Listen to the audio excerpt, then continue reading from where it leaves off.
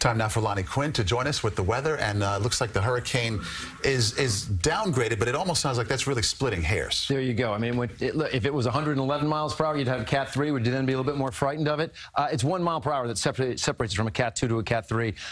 All along, though, we've been talking about this storm being a storm of duration and the duration being a problem. So I'll talk all about that in just a moment. But first, I got to spend some time on what we're dealing with right here, which is a gray night. It's been a gray day, overcast, 72 degrees, fog out there as well. High temp today is 77 the average for this time of the year. And tomorrow, again, the average temperature, 77 degrees, but it's gray again. And there's going to be a spot shower or drizzle chance.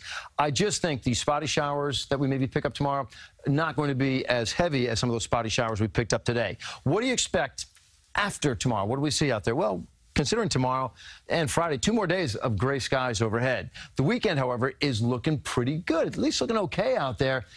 And really, our good weather hurts the Carolinas. And what I mean by that is our good weather is attributed to a high-pressure system that's going to be setting up. That high-pressure system is pushing that storm into the Carolinas and not allowing it to escape up to the north.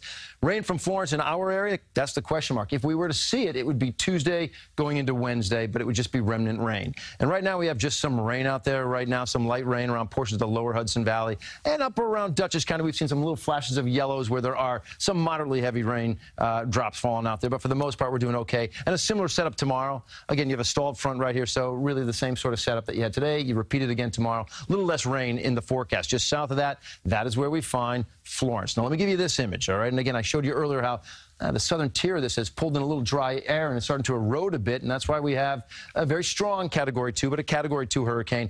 Got to show you how this works, okay? It's pushing towards the Carolina coast. So this is lunchtime tomorrow. The outer band starting to push onshore. They're going to be dealing with tropical storm force winds in the Carolinas, I would say, from Thursday all the way through possibly Sunday morning. Tropical storm force winds that entire time. Hurricane force winds are going to be late Thursday going into throughout your day, Friday, maybe early into Saturday. And then it pushes inland. Okay, but again, look how slow this is moving. There's Friday. This is still Friday. This is still Friday. Now you're into Saturday.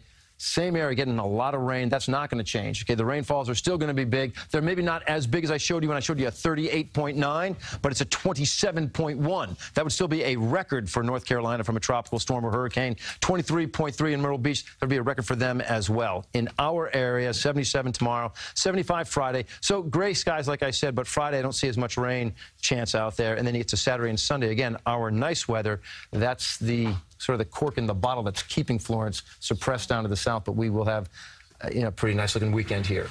Okay. Still thinking of all those residents, though, right? Exactly. Sending our love.